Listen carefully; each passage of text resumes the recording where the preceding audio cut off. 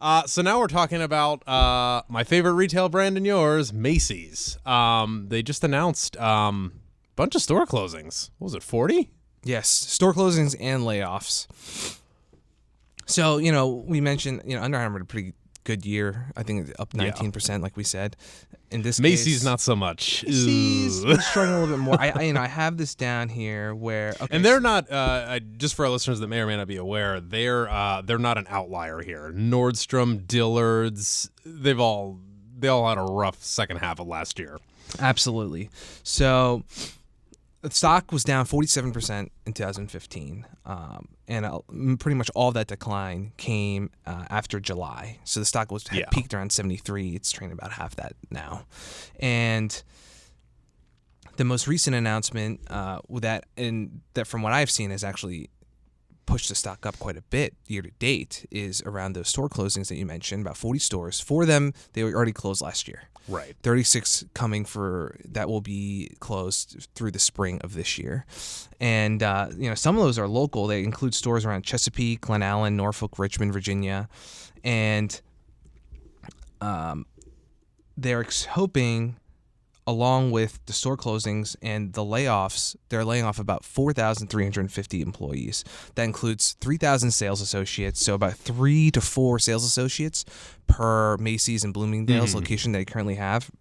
And then another 1,350 back office service center employees. And even, in terms of the senior management, they're giving 165 senior executives a voluntary separation opportunity.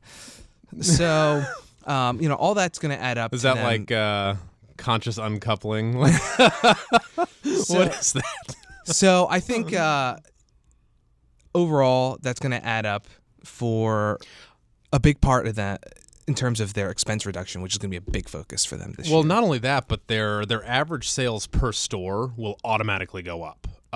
No offense to any of the people or just any of these stores, but these are not they're not closing the New York or the Tyson's Corner Macy's or the it's in Buffalo, New York. Actually, we're losing one in Hagerstown, Maryland, up here in the DC metro area.